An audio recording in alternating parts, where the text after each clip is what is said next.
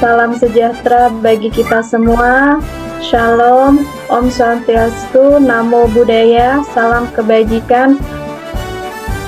Semoga kita selalu diberkahi keselamatan dan keberkahan. Amin. Alhamdulillah, hari ini kita dapat berkumpul kembali secara virtual untuk melanjutkan kegiatan kita kemarin yang menyusung tema Diklat Konsep Budaya Positif dalam Aksi Nyata.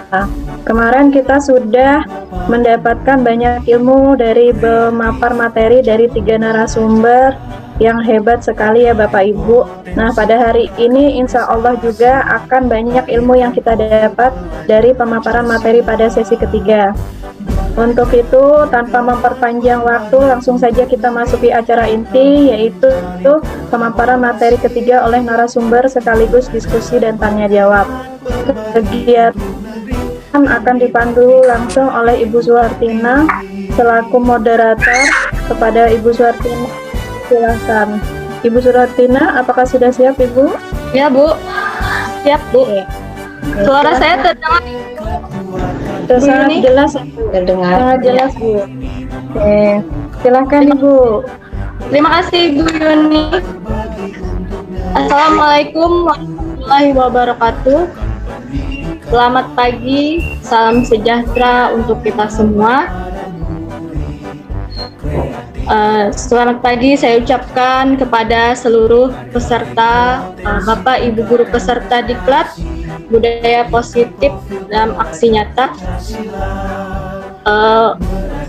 Langsung pada hari ini, apa kabarnya pada hari ini? Semoga baik-baik saja, semoga sehat selalu dalam menjalankan aktivitasnya.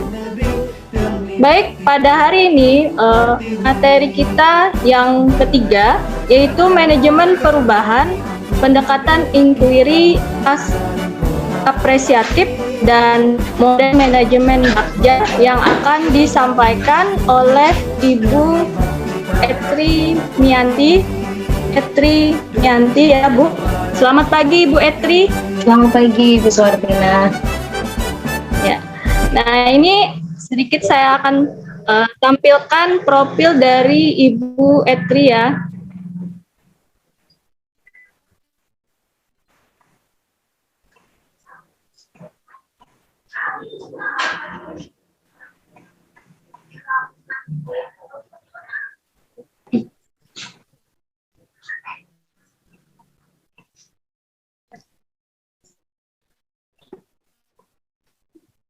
Baik.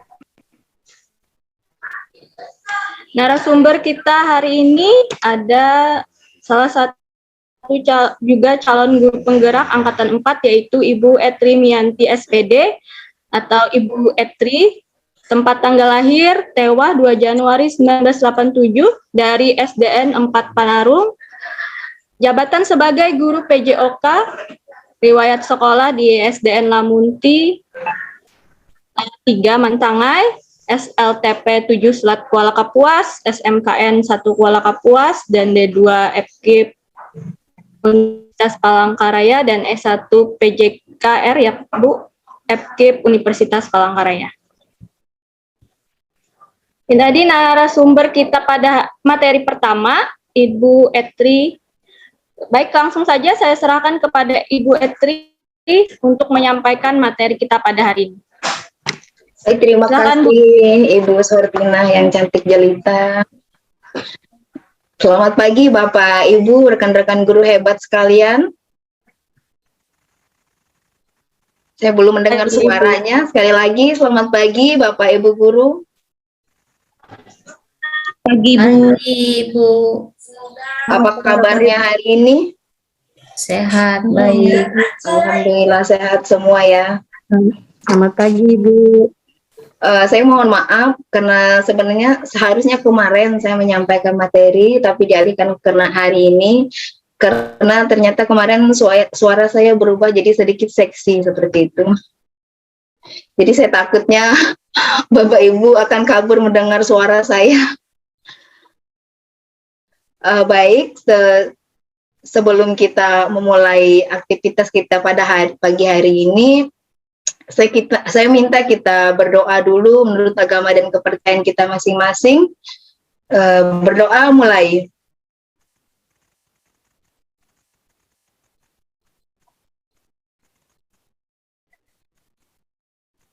Selesai?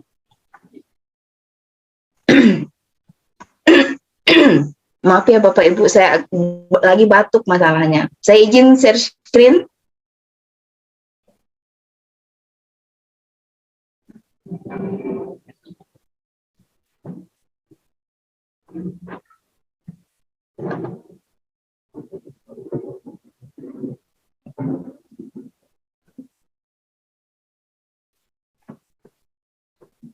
Apakah sudah muncul? Sudah Ibu, sudah muncul.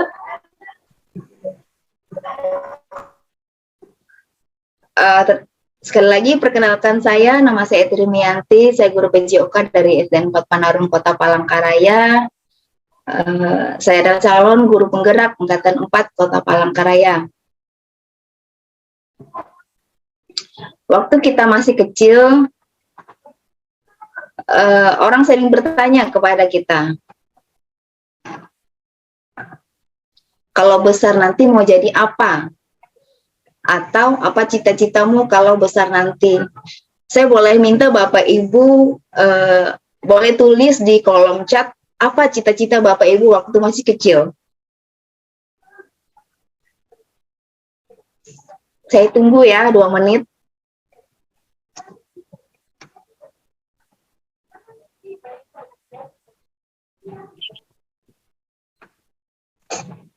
Jadi dokter, Ibu Raya Resti, yang lain masih saya tunggu. Bapak Ibu guru yang lain, jadi polisi, Ibu Epina Lingling. Selanjutnya, Ibu Sri Sulastri ingin jadi guru. Jadi guru, Ibu Jaina, Ibu Dian jadi guru. Selanjutnya, Bapak Ibu guru yang lain, Ibu Erina jadi guru, jadi orang sukses. Wah, Ibu Nina Paramita jadi orang sukses, jadi Ibu Pancar jadi guru.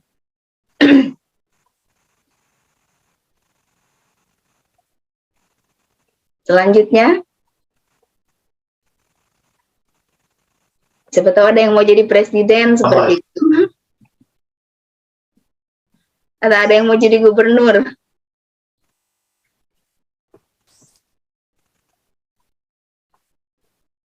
Oke. Ada yang jadi guru, ada yang jadi dokter. Ada yang jadi polisi.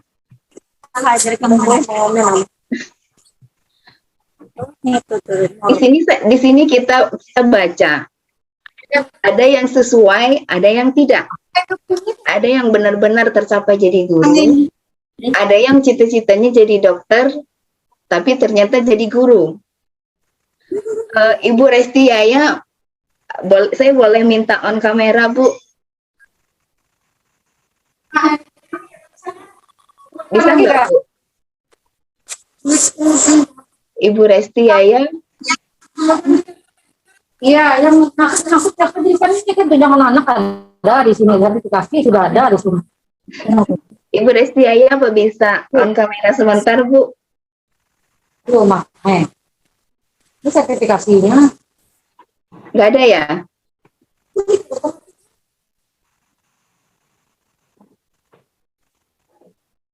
Jadi pengusaha.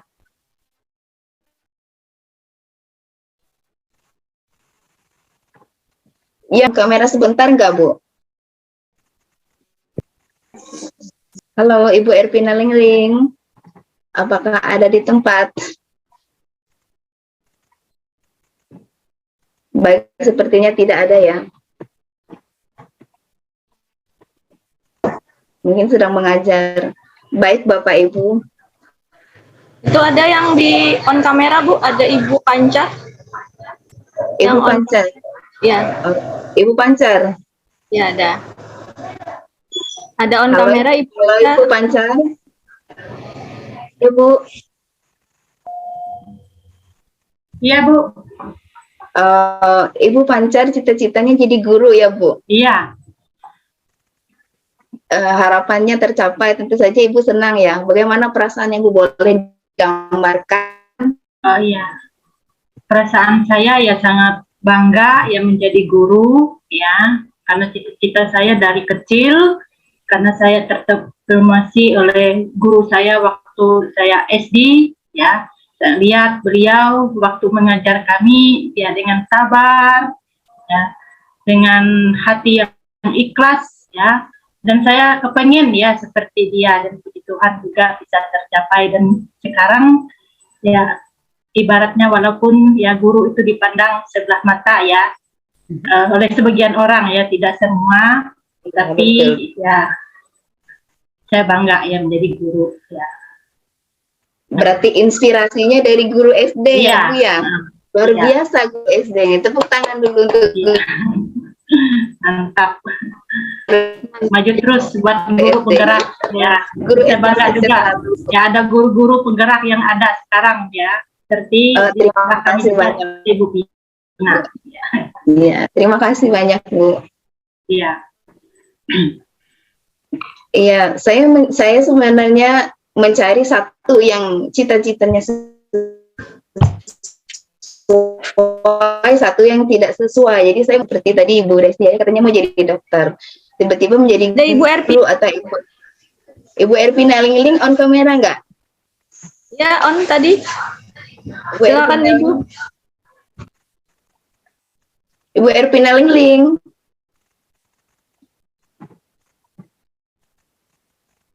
Atau ada teman-teman lain yang cita-citanya beda, terus tercapainya juga berbeda. Boleh berbagi sebentar dengan kita. Kalau Ibu Suhartina, apa cita-citanya, Bu? Kalau saya dulu ya, Bu. Kalau saya dulu banyak, Bu, cita-citanya. Yang paling utama apa, Bu? Suka pindah-pindah kalau lihat yang ini, oh ini oke kayaknya ya. Lihat waktu sekolah dulu mungkin ada dokter yang ke sekolah, ada mungkin ada pembicara, kadang-kadang gitu ya.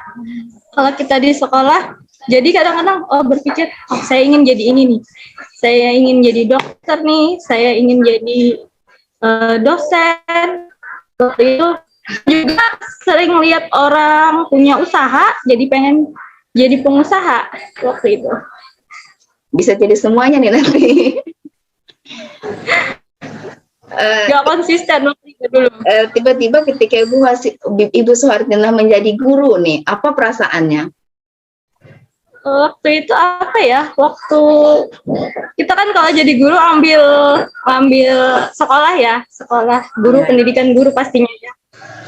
Waktu itu bukannya enggak, ya sudah deh guru, enggak. Memang ada keinginannya, ada juga jadi guru.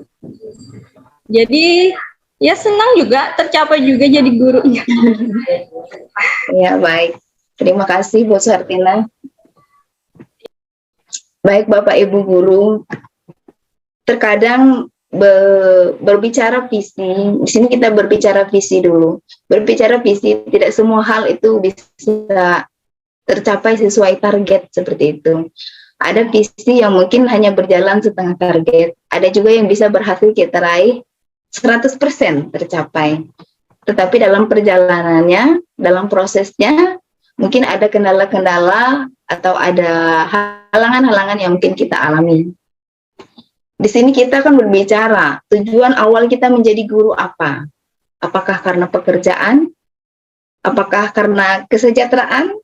Apakah karena kredibilitas atau pengakuan atau pengabdian?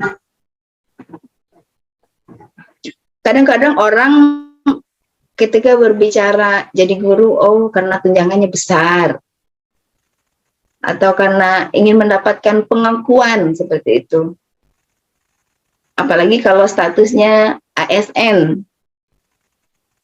Bukan karena hati atau jiwanya yang dari awal, dari sejak kecil, seperti Ibu Pancar tadi kan, karena dia terinspirasi dari sejak kecil bahwa dia mengenal sosok guru yang sangat dia teladani, yang sangat dia kagumi gitu. Tapi sebagian orang menjadi guru itu hanya karena pekerjaan. Jadi ketika menjalankan pekerjaan sebagai guru hanya setengah jiwa. Tapi saya percaya bahwa Bapak Ibu guru yang ada di sini bukan bagian dari itu. Ini terbukti ketika Bapak Ibu guru berada di ruang Zoom meeting ini, artinya jiwa dan raga Bapak Ibu sudah terpanggil sepenuhnya menjadi seorang guru. Seperti itu.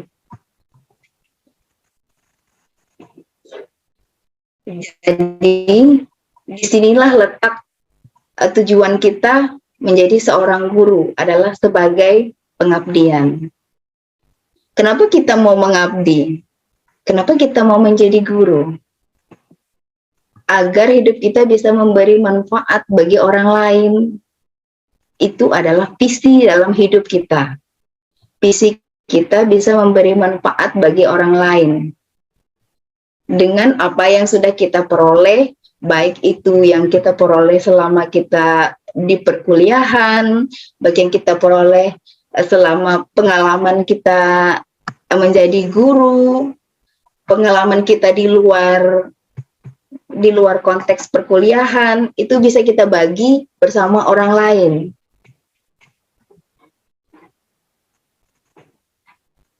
Visi bagaikan membayangkan sebuah lukisan lengkap pada kanvas yang masih kosong. Visi juga dapat diibaratkan sebagai bintang penunjuk arah yang memandu penjelajah untuk mencapai tujuannya. Visi adalah suatu yang belum terjadi saat ini, namun kita yakini akan terwujud di masa depan.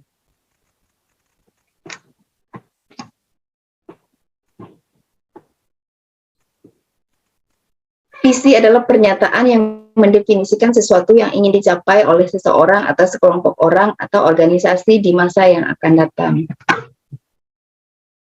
Nah, sekarang kita berbicara visi guru bagi sekolah dan peserta didik. Tujuannya agar kita mampu memberikan manfaat semaksimal mungkin bagi peserta didik kita. Bagaimana angan-angan Bapak Ibu guru terhadap peserta didik? Tertawa mamaku tertawa. Mungkin hayangan kita di dalam kelas seperti ini, guru berdiri di depan kelas, kemudian anak-anak duduk diam rapi mendengarkan seperti itu. Atau seperti ini, anak-anak yang berbicara di depan kelas dapat menjadi memimpin teman-temannya berdiskusi. Itu kadang-kadang hayalan kita sebagai guru ya, hayalan kita di dalam kelas ketika melakukan pengajaran.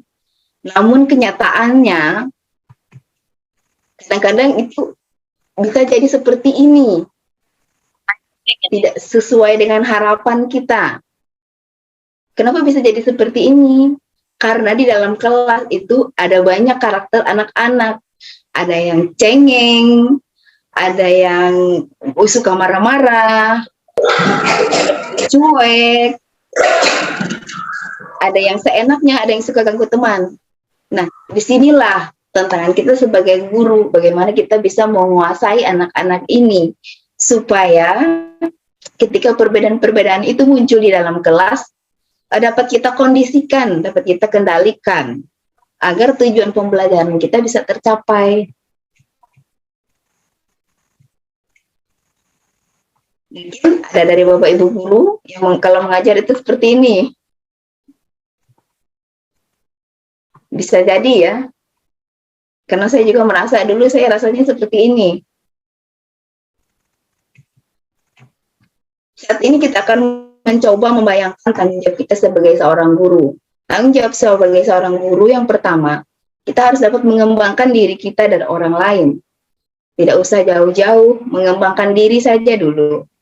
Dan itu sudah terbukti di ruang Zoom meeting ini, Bapak Ibu bisa hadir di tempat ini, artinya Bapak Ibu mempunyai visi untuk mengembangkan diri, supaya kedepannya bisa lebih baik lagi, baik untuk diri sendiri maupun bagi peserta didik kita dan juga rekan-rekan yang ada di sekolah.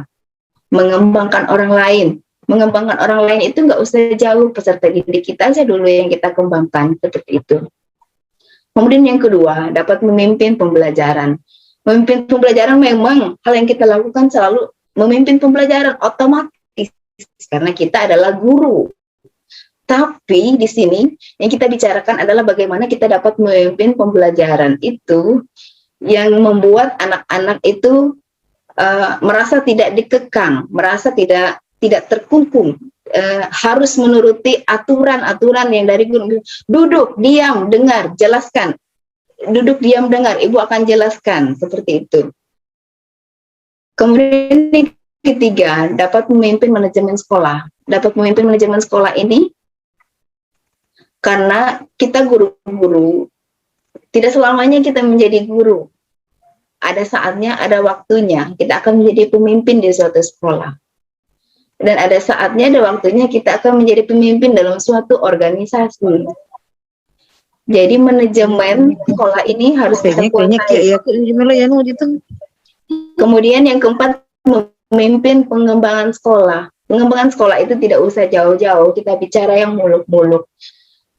Memimpin pengembangan sekolah, kita sebagai pendamping ekskul, pelatih ekskul, itu saja sudah memimpin pengembangan sekolah. Jadi tidak usah berbicara yang terlalu jauh. Kita hanya melihat yang ada di sekitar kita saja dulu. Itu sudah berbicara dengan pengembangan sekolah. Ketika kita membawa anak-anak mengikuti kegiatan, mengikuti lomba, itu kita sudah berbicara masalah pengembangan sekolah. Ketika membayangkan tentang visi kita sebagai seorang guru, apakah ada di antara Bapak Ibu yang melibatkan murid di dalam visi tersebut? Kita harus mengingat bahwa sebagai seorang guru, mendidik bukan hanya sekedar pekerjaan administrasi, tetapi kadang-kadang hal ini bertolak belakang ya dengan apa yang kita hadapi. Justru kadang-kadang administrasi bagi kita itu diutamakan.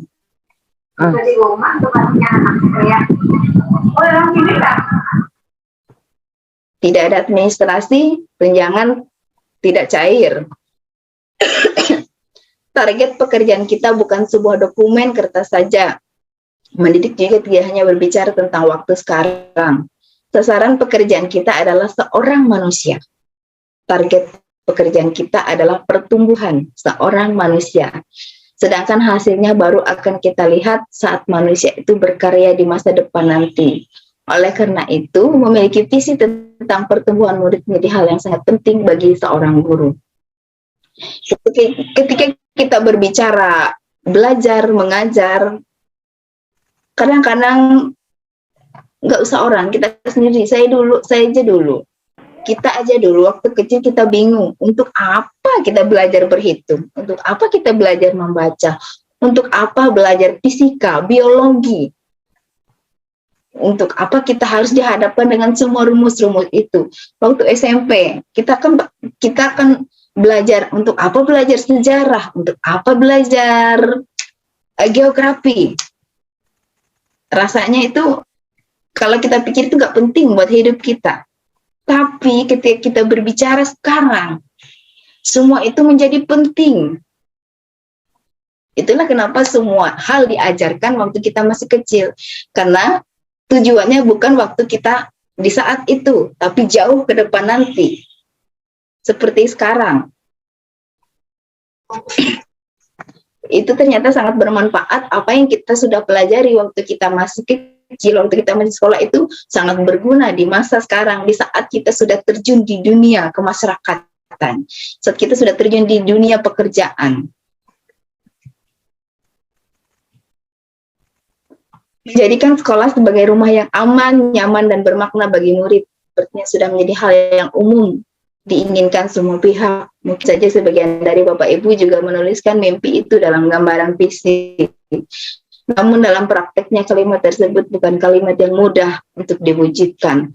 Perlu perubahan mendasar dan upaya yang konsisten. Tentu saja Bapak Ibu ya, tidak ada hal baik yang sangat mudah untuk kita lakukan. Semuanya tidak semudah membalik telapak tangan. ketika kita bermimpi untuk mewujudkan mimpi tersebut mungkin ada berbagai halangan, kendala yang harus kita alami. Tetapi ketika kita berusaha dan kita yakin tidak ada hal yang tidak mungkin. Mungkin seperti inilah gambaran dari anak-anak kita di masa depan. Ada yang bisa menjadi polisi, ada yang penyanyi, fotografer, ada yang jadi atlet. Kita tidak tahu anak-anak kita di masa sekarang ini mereka nanti akan menjadi apa. Tapi disinilah tujuan kita. Tugas kita adalah menuntun mereka, membawa mereka, membantu mereka untuk menemukan bakat-bakat yang ada di dalam diri mereka. Karena anak-anak terlahir bukan dengan bakat yang sama. Saya dengan Pak Ridwan atau dengan Bu Suhartina tentu saja memiliki kemampuan yang berbeda. Saya mungkin mampu di bidang A, Pak Ridwan di bidang B, Bu Suhartina di bidang C, Ibu Yuni di bidang D. Tentu saja kita tidak sama. Mungkin Bu Yuni pintar matematika, Bu Suhartina mungkin pintar bahasa Indonesia. Tapi Bu Yuni belum tentu bisa baca puisi. Bisa jadi ya Bu Yuni ya? Bisa jadi, Bu. Hanya contoh saja ya Bu Yuni. Iya. Nah, seperti itu juga anak-anak kita. Anak-anak kita ada yang pintar di matematika, tapi belum tentu dia bisa membaca puisi. Ada yang pintar menari, tapi belum tentu dia bisa menyanyi. Ada yang tidak suka belajar matematika, tapi dia suka melukis, suka menggambar. Disitulah tujuan kita, tugas kita untuk menuntun anak-anak kita ini agar mereka bisa menemukan bakat alami yang ada di dalam diri mereka. Seperti materi yang dipaparkan oleh narasumber kemarin, bahwa kodrat alamnya anak-anak itu sudah ada. Jadi mereka itu bukan kertas polos, mereka itu bukan kertas kosong yang nanti bisa kita tulis seenaknya semaunya bahwa kamu harus jadi dokter, kamu harus jadi perawat, kamu harus jadi guru. Tidak, tapi mereka sudah mempunyai bakat alam mereka masing-masing. Disinilah kodrat alam itu, seperti yang kata Bapak Ki Hajar Dewantara itu, disinilah kodrat alam itu ada. Jadi di dalam diri anak-anak ini, mereka sudah memiliki bakat masing-masing dalam diri mereka. Kita hanya membantu, menuntun mereka, agar mereka mampu menggali bakat apa yang ada di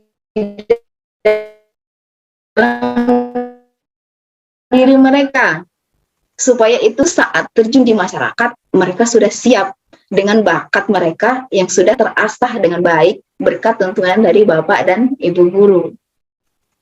Jadi jangan pernah mengatakan anak ini bodoh ketika tidak bisa mengerjakan matematika. Anak ini tidak berbakat ketika kita mengajarkan olahraga. Tidak bisa seperti itu, karena memang anak-anak mempunyai keunggulan, mempunyai bakat masing-masing di bidangnya masing-masing. Kita, apalagi guru SD ya, 6 tahun kita bertemu dengan mereka dari kelas 1 sampai kelas 6. Sedikit banyak kita pasti mengetahui, kita pasti bisa melihat, walaupun secara daring, kita pasti bisa melihat bahwa ada anak-anak yang mungkin unggul di bidang melukis atau mewarna, ada anak-anak yang unggul di bidang menyanyi, ada anak-anak yang unggul di bidang fotografi. Karena ini saya pernah melihat dari misalnya anak-anak ketika saya beri tugas untuk mengirimkan foto mereka saat melakukan, karena saya guru olahraga, mengirimkan foto pada saat mereka melakukan sebuah gerakan. Ada hasil shoot dari anak-anak itu yang bagus. Oh, saya pikir anak ini bagus, dia di bidang fotografi, dia bisa mengambil angle yang bagus. Kemudian ketika anak-anak ini misalnya kita minta dikirimkan video menyanyi, pasti ada anak-anak yang suaranya bagus. Nah, dari situ saja kita bisa melihat, oh anak ini bakatnya di bidang ini, anak ini keunggulannya bidang ini, seperti itu. Jadi kita tidak boleh memaksa. Sekali lagi tidak boleh memaksa. Apa yang bukan menjadi bakat alam mereka. Tidak bisa kita menuntut mereka untuk sama. Semuanya harus pintar di bidang matematika. Semuanya harus mendapatkan nilai A di bidang bahasa Indonesia. Tidak bisa seperti itu ya. Sekali lagi Bapak Ibu, anak-anak sudah terlahir dengan kodrat alamnya masing-masing. Untuk menjalankan visi kita membutuhkan peta kekuatan yang dimiliki sekolah sebagai modal awal. Nah, berbicara visi, kita harus punya modal.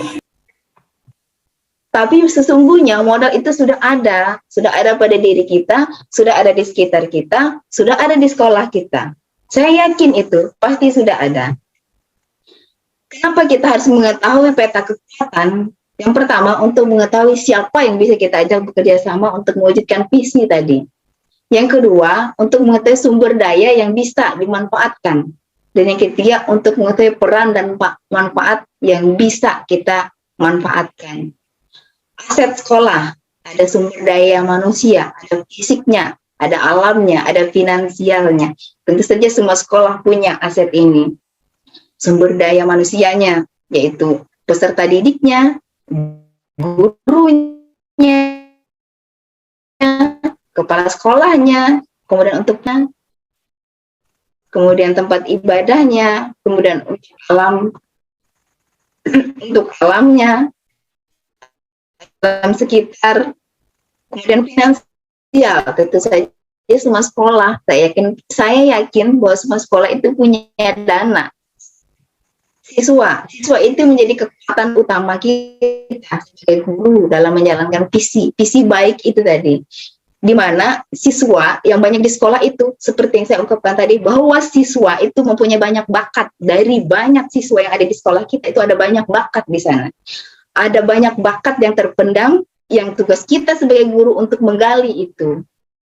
Mungkin ada yang unggul di bidang matematika, di bidang IPA. Ada yang unggul di bidang olahraga, ada yang unggul di bidang seni. Nah, ini adalah aset bagi kita, ini adalah kekuatan kita. Selain sebagai kekuatan kita untuk mengembangkan murid, itu juga aset untuk mengembangkan diri kita. Karena ketika peserta didik kita ini muncul, maka kita juga akan muncul. Kemudian kepala sekolah. Kepala sekolah itu salah satu aset bagi kita. Karena kepala sekolah yang mengatur manajemen di sekolah kita. Jadi kepala sekolah itu adalah rekan kita. Ya, walaupun kadang-kadang kita harus adu mulut dulu. Mungkin Bapak Ibu punya pengalaman ketika kita mengusulkan sesuatu yang baik seperti itu ya tidak diterima. Mohon maaf jika di sini ada Bapak Ibu dari kepala sekolah. Tapi ini memang faktanya. Kadang-kadang mungkin karena cara penyampaian kita yang kurang tepat atau memang momennya yang tidak tepat seperti itu. Jadi kita harus kadang beradu mulut dulu dengan kepala sekolah untuk menyampaikan sesuatu yang menurut kita baik. Pak, Bapak, Ibu, mungkin kita harusnya seperti ini, seperti itu kan. Mungkin kita harusnya menyiapkan hal ini. Karena ini sesuatu yang baik, tapi mungkin karena penyampaian kita yang tidak bisa diterima atau momen yang tidak tepat, mungkin karena lagi bad mood, jadi tidak bisa diterima seperti itu. Tapi tetap kepala sekolah adalah rekan kita untuk menjalankan visi tadi. Selanjutnya guru dan tenaga kependidikan. Nah, di sini guru dan tenaga kependidikan ini salah satu aset utama. Kenapa? Karena dalam salah satu sekolah seperti Bapak Ibu yang ada di sini adalah aset dari sekolah ini. Karena tidak semua guru itu mau seperti Bapak Ibu yang ada di ruang Zoom meeting ini. Semua orang bisa, tapi ingat tidak semua orang mau. Semua orang bisa, tapi tidak semua orang mau. Seperti Bapak Ibu sekarang ini. Mungkin ada yang berbicara, tahu ya aku kelaiwen tenah. Mangati si kelaiwen tenah, cuman aku bergula sih. Cuman karena saya malas aja. Sebenarnya saya bisa seperti mereka, tapi karena saya malas aja. Makanya itu, semua orang bisa, tapi satu hal, tidak semua orang mau. Bapak Ibu guru yang ada di sini adalah aset. Karena tidak semua orang mau mengembangkan diri. Tidak semua orang mau repot istilahnya. Tidak semua orang mau repot seperti Bapak Ibu guru. Di sini harus sambil menghadap laptop mengajar, harus sambil juga menghadap laptop berada di ruang Zoom meeting, atau mungkin sekarang sambil juga mendampingi anak yang juga sedang Zoom meeting, seperti itu. Jadi tidak semua orang seperti kita, tidak semua orang mau. Semua orang bisa, tapi tidak semua orang mau seperti kita. Tidak semua orang mau repot untuk mengembangkan diri. Jadi Bapak Ibu guru yang ada di sini itu adalah aset berharga bagi sekolah. Komite dan orang tua murid. Komite dan orang tua murid itu merupakan aset juga. Kenapa? Karena ada sekolah yang ketika komitenya berjalan bisa memberikan sumbangsi untuk sekolah. Ada yang komitenya mau membangunkan parkir misalnya, ada komitenya yang mau membantu mengurukkan halaman, ada komite yang mau membantu membuatkan pagar, seperti itu. Itu juga salah satu aset dari sekolah. Aset fisik. Aset fisik sekolah ini masuk aset utama. Apa yang kita punya di sekolah itu bisa kita manfaatkan semaksimal mungkin untuk menjalankan visi kita sebagai guru. Sarana, prasarana untuk menunjang seluruh penyelenggaraan kegiatan sekolah, baik kegiatan pembelajaran maupun kegiatan lain, sehingga berjalan dengan efektif dan efisien. Nah, untuk mewujudkan visi sekolah dan melakukan proses perubahan, maka perlu sebuah pendekatan atau paradigma. Pendekatan ini dipakai sebagai alat untuk mencapai tujuan. Jika diibaratkan seperti seorang pelari yang memiliki tujuan mencapai garis finish, maka ia butuh peralatan yang mendukung selama berlatih seperti olahraga. Kali ini kita akan mengeksplorasi paradigma yang disebut dengan Inquiry Appreciative atau IA. Dikenal sebagai pendekatan manajemen perubahan yang kolaboratif dan berbasis kekuatan. Konsep IA ini pertama kali dikembangkan oleh David Cooper-Ryder. Kita akan memakai pendekatan IA sebagai alat olahraga untuk berlari mencapai garis finish. Pendekatan IA untuk mencapai visi kita tadi. Inquiry apresiatif menggunakan prinsip-prinsip psikologi positif dan pendidikan positif. Kenapa IA? Kenapa tidak metode yang lain? Yang saya suka dari inquiry apresiatif ini, metode ini, kenapa? Karena di sini semua kita akan berbicara tentang hal-hal yang positif. Jadi kita menggali hal-hal yang positif yang ada di diri kita, yang ada di sekitar kita, yang ada di lingkungan kita. Kita tidak berbicara masalah di sini. Kita tidak mencari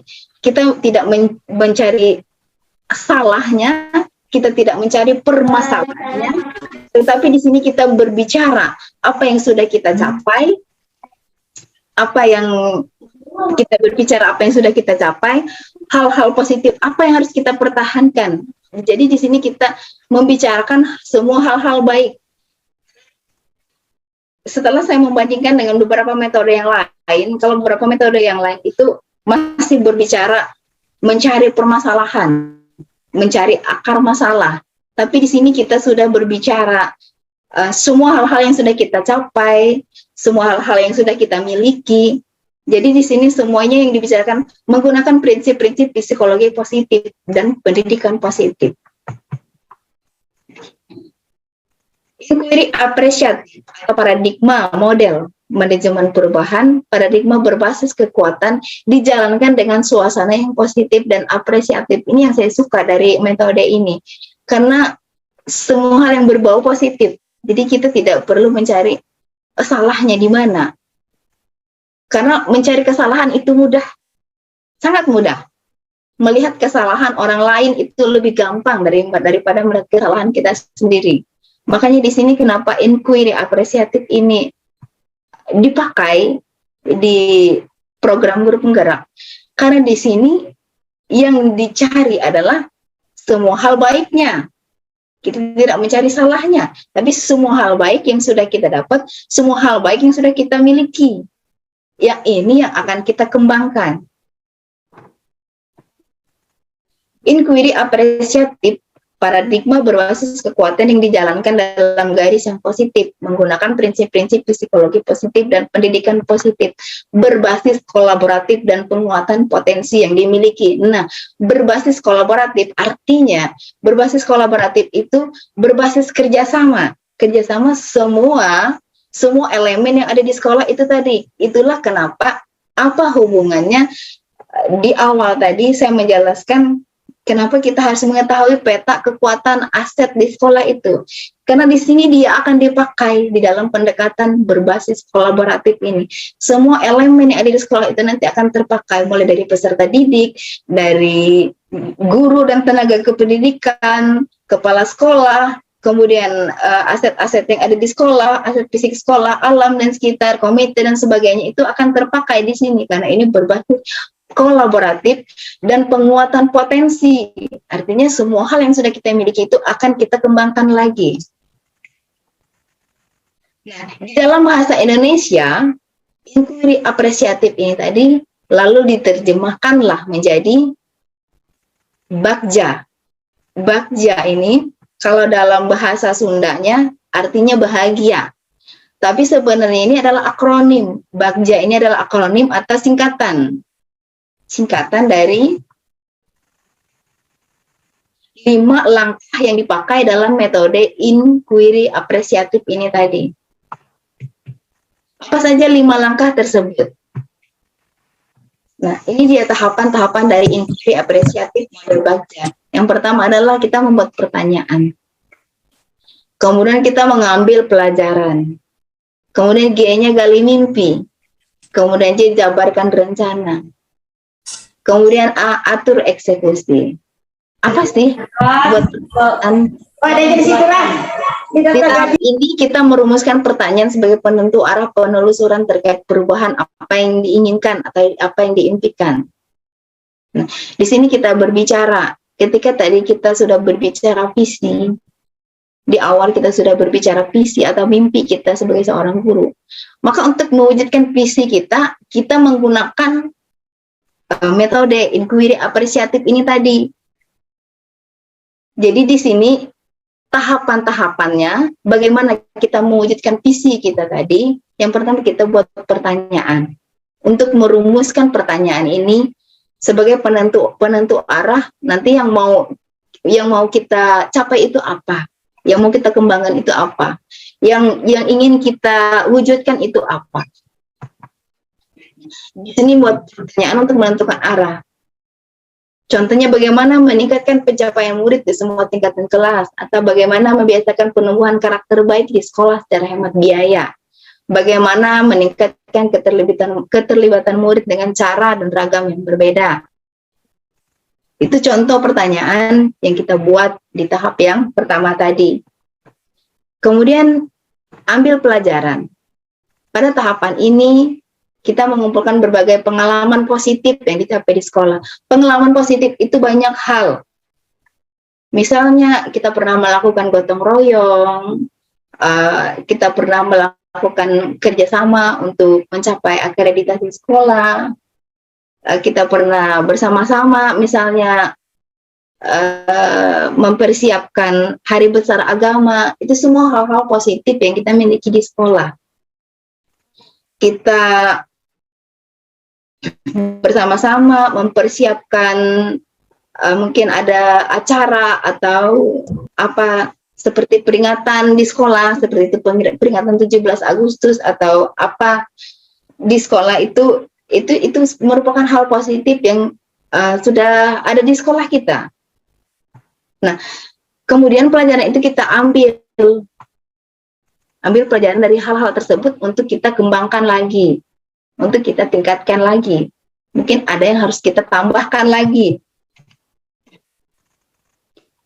Nah, ambil pelajaran untuk menuntun pengambilan pelajaran dimulai dengan pertanyaan utama disepakati, lalu memandu bagaimana pengalaman positif dari individu, kelompok, komunitas, dan diambil pelajarannya. Misalnya ada Bapak Ibu guru yang terlibat dalam suatu komunitas seperti itu, yang bisa dibagi di sekolah itu, yang bisa di-share di sekolah itu, kemudian kita ambil sebagai pelajaran untuk kita implementasikan di sekolah.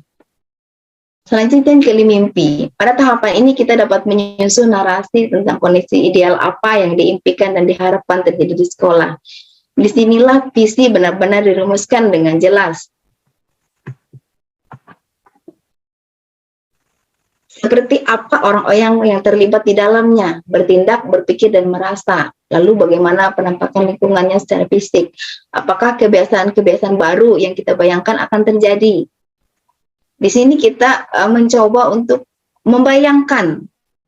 Nanti kalau kita misalnya sudah menjalankan visi tadi, kira-kira hal baru yang akan terjadi itu seperti apa. Kita mencoba membayangkan dulu, ini belum terjadi, tapi kita harus membayangkan dulu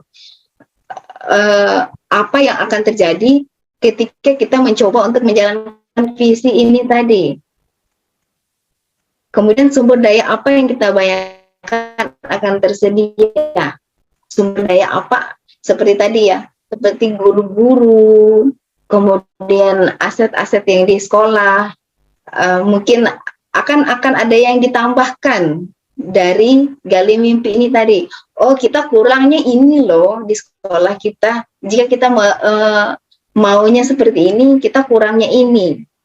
Seperti kemarin saat pengalaman saat kita simulasi untuk PTM terbatas.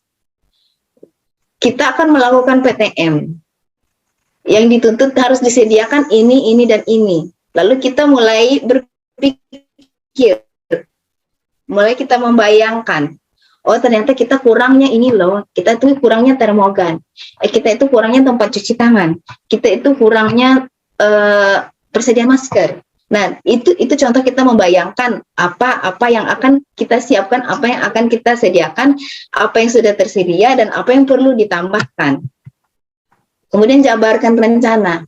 Di tahapan ini kita dapat merumuskan rencana tindakan kita tentang hal-hal penting apa yang perlu dilakukan untuk mewujudkan visi. Dalam penjabaran rencana ini tentu saja kita tidak bisa bekerja sendiri. Disinilah nanti peserta didik tadi sebagai aset utama kita, rekan-rekan guru kita, kepala sekolah kita, tenaga kependidikan itu dipakai. Dari di sini dijabarkan rencana, kita dapat merumuskan. Di sini kita merumuskannya secara bersama-sama untuk mewujudkan visi itu tadi. Siapa yang akan melakukan apa dan bagaimana serta kapan? Bagaimana mengukur kemajuan dan melanjutkan langkah? Bagaimana agar setiap orang dalam komunitas sekolah dapat secara informal melakukan improvisasi dan berkontribusi, membantu terwujudnya perubahan. Terkadang dalam satu sekolah itu kontribusi ini yang sangat kita harapkan ya dari rekan-rekan kita yang lain. Karena itu, kenapa visi harus dirumuskan secara bersama-sama? Supaya ketika visi ini dijalankan, kontribusi seluruh elemen yang ada di sekolah itu tadi. Karena kita tidak mungkin menjalankan visi itu sendiri.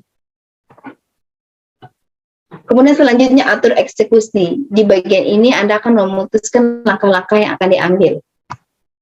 Siapa yang akan terlibat, bagaimana strategi dan aksi lainnya demi mewujudkan visi tersebut. Nah, dalam atur eksekusi ini, langkah-langkah yang harus kita ambil.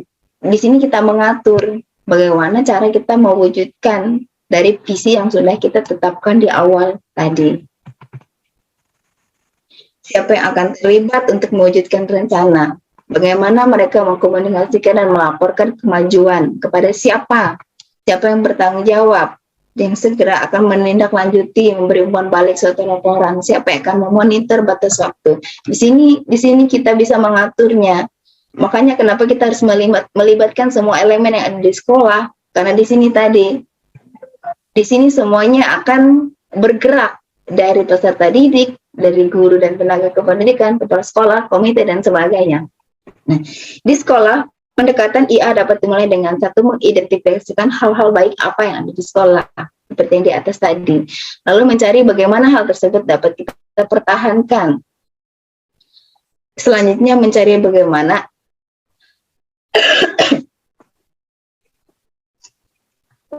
hal tersebut dapat kita kembangkan. Artinya kita mengelola yang sudah baik. Yang sudah baik dulu, kita mengelola yang sudah baik dulu, lalu kita mencari cara. Bagaimana cara kita mempertahankannya? Hal-hal yang sudah baik tadi, bagaimana cara kita mempertahankannya? Kemudian ketiga, lalu kita mencari cara bagaimana kita mengembangkannya. Nah, di sini salah satu contoh dari Karta Perubahan Pengembangan Pembelajaran yang dapat meningkatkan kreativitas anak. Ini contoh dari penjabaran-penjabaran yang sudah di atas tadi ya Bapak Ibu. Nah, di sini contoh buat pertanyaan utama. Pertanyaannya, contohnya apa yang harus saya lakukan untuk mengembangkan pembelajaran yang dapat meningkatkan kreativitas anak? Tindakan kita apa? Tindakan di sini kita mengajak kepala sekolah bertukar pikiran terkait pentingnya mengembangkan kreativitas anak. Kemudian kita membaca literatur mengenai kegiatan-kegiatan yang dapat mengembangkan kreativitas anak di kelas. Ini contoh dari tadi, ini B ya. Tadi buat pertanyaan. Ini dari Bagja tadi. Dari Bagja tadi kita buat pertanyaan. Ini pertanyaannya ini. Kemudian ini yang harus kita lakukan. Selanjutnya, ambil pelajaran. Nah, di ambil pelajaran ini, pertanyaannya di sini, siapa di sekolah yang punya pengalaman, yang pernah menjalankan pembelajaran, meningkatkan kreativitas anak? Aktivitas apa saja yang menurut anak-anak membuat mereka merasa lebih kreatif? Nah, di sini anak-anak itu kita libatkan dalam pembelajaran itu. Mereka maunya seperti apa? Seperti itu. Pembelajaran yang bagaimana? Maka kenapa ini dimasukkan dalam konsep Merdeka Belajar? Karena ini tadi, di sini kita akan melibatkan anak-anak masuk dalamnya. Karena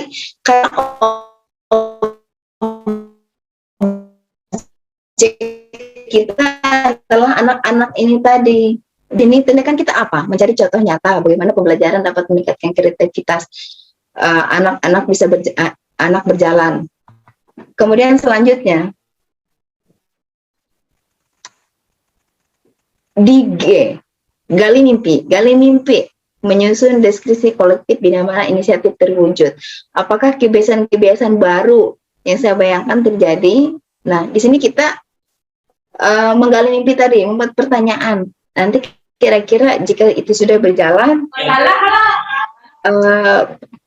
bagus tidak ya? Bisa apa tidak ya? Seperti itu. Lalu di sini tindakan kita membuat deskripsi sikap saya dalam merespon kesalahan anak lewat survei. Contoh hasil lebih toleran dan mengarahkan energi saya untuk menuntun anak-anak mengambil pelajarannya, bukan untuk menghakimi. Seperti itu. Jadi di sini kita melakukan perubahan terhadap diri kita sendiri.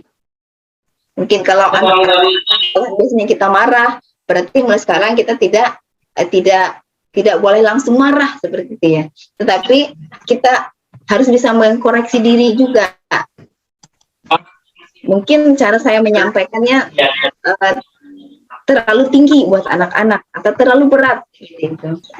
Kemudian DJ, jabarkan rencana. Pertanyaan, apa langkah paling sederhana, langkah pertama yang bisa dilakukan untuk mengembangkan pembelajaran yang meningkatkan kreativitas? Kita buat daftar. Kita buat daftar pertanyaan-pertanyaan untuk berdialog bersama anak-anak. Apa saja sikap yang menunjukkan kreativitas? Apa saja produk yang dapat menunjukkan pemahaman mereka? Artinya di sini produk kita sudah berbicara media pembelajaran. Media pembelajaran apa yang bisa memancing anak-anak untuk berkreativitas? Ini contoh ya Bapak Ibu. Kemudian atur eksekusi, menentukan siapa saja yang berperan. Siapa yang bisa mengarahkan tentu saja kita bisa mengajak rekan guru, kepala sekolah, atau pengawas sekolah yang bisa mengobservasi dari kegiatan-kegiatan kita tadi. Pada awal penerapan mungkin kita merasakan kejanggalan atau meragukan keberhasilannya. Betul Bapak Ibu, tidak ada perubahan yang semudah membalik telapak tangan. Namun mari kita mencobanya dan menikmati kurvanya. Kurva belajar yang kita akan alami mungkin akan mirip seperti seekor anak burung yang belajar terbang. Pada saat pertama kali terbang, jalur masuk terbang anak burung tidak akan langsung ke atas, tapi ke bawah dulu, kemudian meliuk ke atas. Mungkin akan seperti ini ya Bapak Ibu ya, ketika kita melakukan suatu perubahan itu. Anak burung baru terbang, dia ke bawah dulu. Kemudian karena dia baru belajar terbang, sama seperti kita, baru belajar melakukan perubahan. Kita belajar perubahan mungkin tidak akan langsung naik, tetapi malah akan turun dulu. Tetapi semakin kita mencoba mempertahankannya, semakin kita mencoba untuk mengembangkannya, nanti dia akan pelan-pelan sedikit naik. Ini pengalaman saya di sekolah. Dulu saya awalnya sebelum saya mengikuti guru penggerak ini, saya kurang dengan kepala sekolah itu saya kurang dekat seperti itu. Karena mungkin egonya saya juga. Jadi ketika saya berjalan di guru penggerak ini, saya mulai berpikir ternyata tetap bagaimanapun kepala sekolah saya tetap membutuhkannya. Jadi disinilah saya mulai berpikir ada banyak orang-orang di sekitar kita yang bisa membantu kita, kepala sekolah, teman-teman di sekolah kita, rekan-rekan guru, tenaga kependidikan yang ada di sekolah, murid-murid, peserta didik kita yang ada di sekolah itu adalah bala bantuan untuk kita. Bala bantuan artinya mereka ini orang-orang yang bisa kita ajak bekerja sama untuk melakukan suatu perubahan positif. Kita tidak bisa bekerja sendiri, kita tidak bisa melakukannya sendiri, tetapi orang-orang di sekitar kita yang akan membantu kita, orang-orang di sekitar kita yang akan menolong kita. Ketika kita membawa perubahan, orang di sekitar kita bantu, orang di sekitar kita pun akan menikmati perubahan itu tadi. Dengan merujuk pada kurva belajar ini, maka marilah kita terus percaya bahwa perubahan positif akan membuah hati yang lebih luar biasa. Dan ini adalah kebiasaan baru. Sekali lagi, ditekankan dalam materi ini, mulai menggali hal-hal positif yang kita miliki, hal-hal baik yang sudah kita miliki, hal-hal baik yang sudah kita capai. Jangan mencari salah, jangan mencari masalah. Demikian Bapak Ibu, penjabaran dari materi inquiry apresiatif yang bisa saya sampaikan pagi ini buat kita. Terima kasih untuk semuanya, salam sehat selalu. Terima kasih. Kembalikan ke moderator Ibu Suhartina. Baik, terima kasih Ibu. Itu tadi materi penyampaian dari Ibu Etri tentang inquiry apresiatif dan model manajemen Bagja. Baik, terima kasih atas pemaparannya dari Ibu Etri. Selanjutnya kita ada waktu sekitar 20 menit lagi. Jadi saya persilahkan buat seluruh peserta, apabila ada yang ditanyakan, silahkan disampaikan kepada narasumber. Kami persilahkan, Ibu bisa audionya saja dinyalakan boleh apabila ingin bertanya, atau bisa dituliskan di kolom chat, silahkan. Kami tunggu sebentar.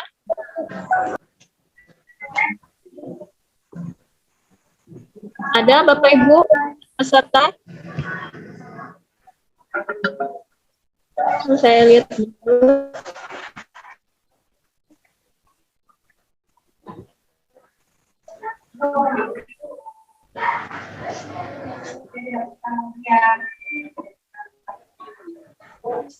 Mungkin pemaparannya terlalu lengkap kali Bu Suhartina. Oh, sudah lengkap Bu. Sehingga tidak ada yang ditanya. Gini Bu, Saya ada ingin tahu sedikit ya Bu. Ya, silahkan. Sambil menunggu peserta yang lain, saya ingin tahu mengenai manajemen Bakja. Ya, Di situ kan kita awalnya tadi kan visi ya, visi kita sebagai guru untuk mencapai visi sekolah untuk mencapai misi sekolah tadi melalui yang namanya inquiry apresiatif.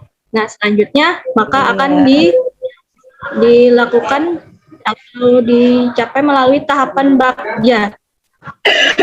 Nah, bagaimana sih atau adakah contoh, mungkin contoh nyatanya, bagaimana kita cara melakukan tahapan-tahapan Bakja tersebut? Sebentar, saya ingin share screen berarti sekali lagi berarti ya Bu ya, saya ulang ya.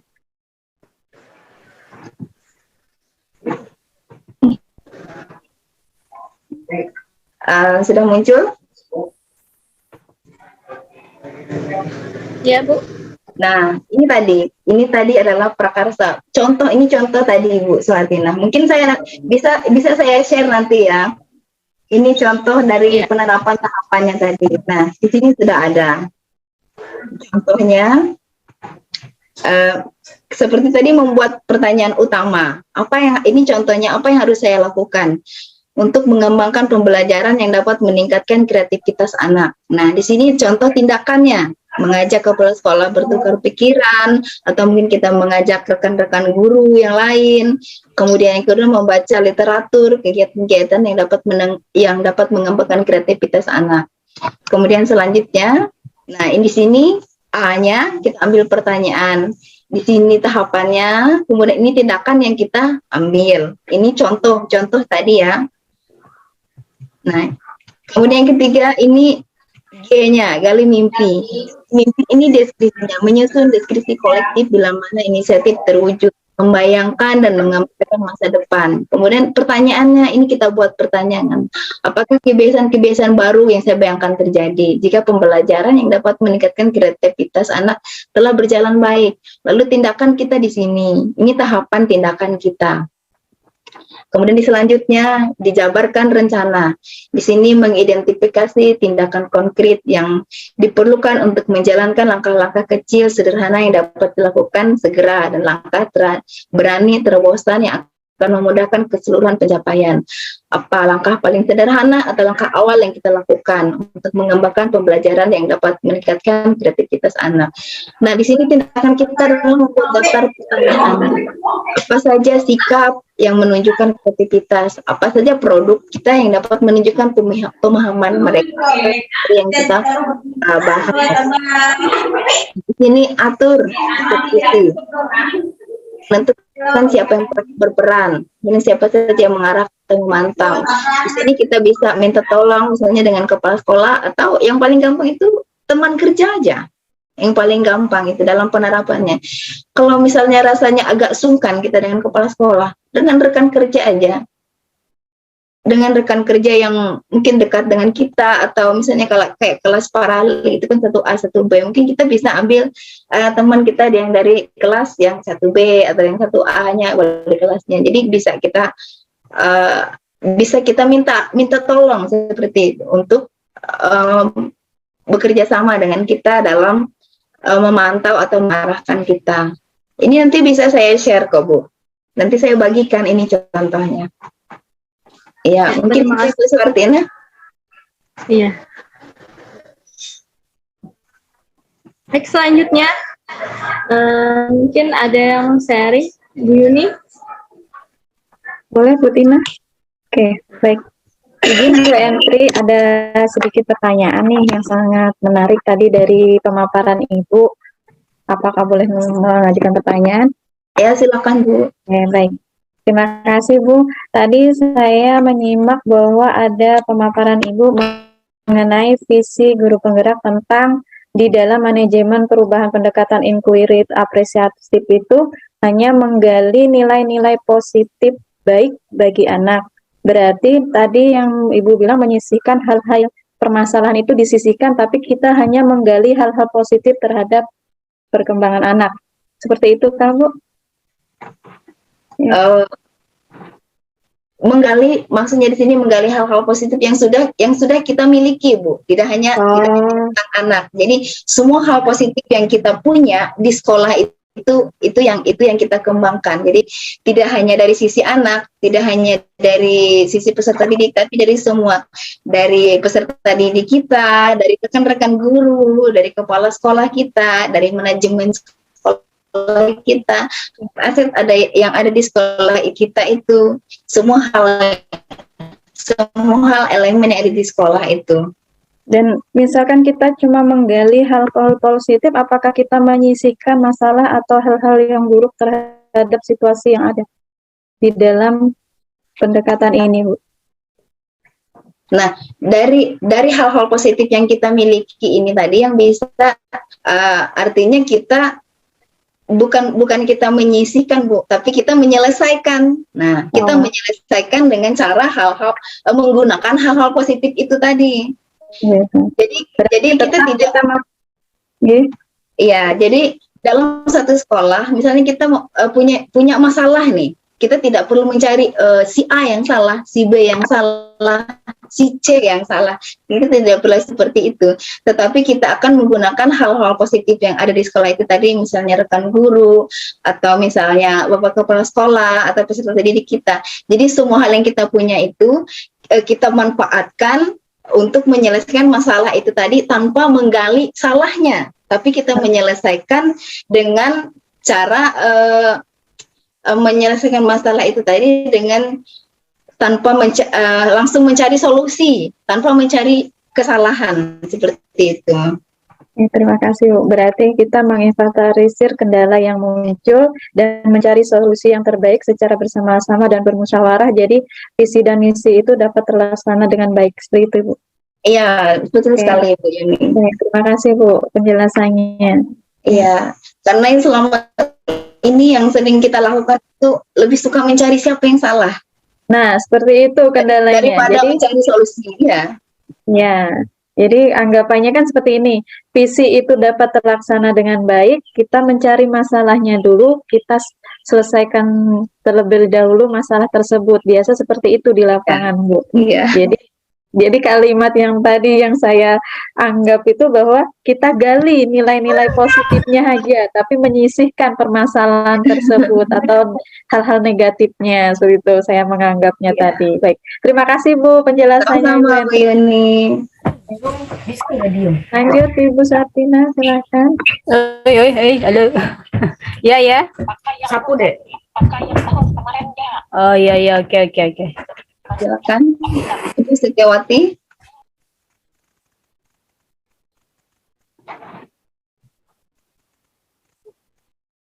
Mungkin jika tidak ada pertanyaan lagi, boleh langsung ke materi selanjutnya, Bu Suartina, untuk menghemat waktu kita.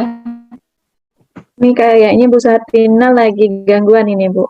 Oke, baik. Mungkin dari saya ambil alih ya, izin. Silakan, Bu Yuni. Oke, terima kasih. Untuk Bapak Ibu, silakan yang ingin mengajukan pertanyaan atau kita sharing masalah-masalah yang ada di sekolah. Mudah-mudahan kita dapat memberikan pendapat atau bisa sharing aja sih, gitu. Mungkin siapa yang ingin mengajukan pertanyaan dari Bapak Ibu peserta kegiatan? Atau kita door to door aja ya, Bu ya? Langsung saja. Apakah Bu Rusiana dari SDN 8 Bukit Tunggal ini kelihatannya? Ada pertanyaan, Ibu? Ibu Rusiana? Atau mau berbagi? Yang lagi on? Yang ingin berbagi pengalamannya, Ibu Rusiana dari SDN 8. Bercerita aja. Oke, bisa bercerita? Ya. Ibu Rusiana?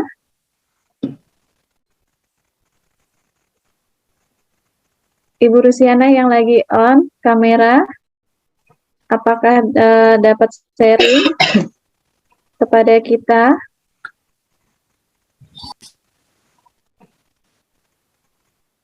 Mungkin tidak aktif ini. Oke, kita cari kembali aja ya. Oh, di sini ada ini, Bapak Muhammad Nasir. Bapak Muhammad Nasir, apa bersama kita, Bapak?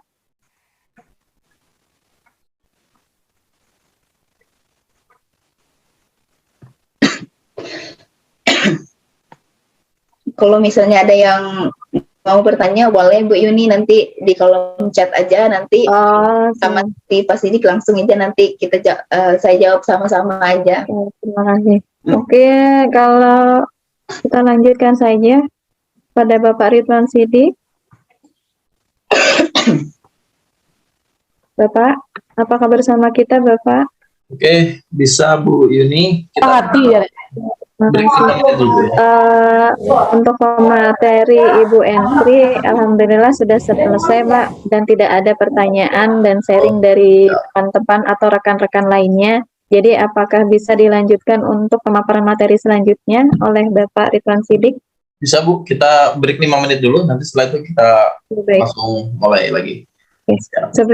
Sebelumnya saya mengucapkan terima kasih terlebih dahulu kepada Ibu Entri Mianti, SPD, yang telah menyampaikan pemaparan materinya yang sangat jelas sekali. Alhamdulillah kalau kita sudah memahami mengenai pendekatan Bagja itu sendiri. Jadi di dalam pendekatan inquiry ekspresiasif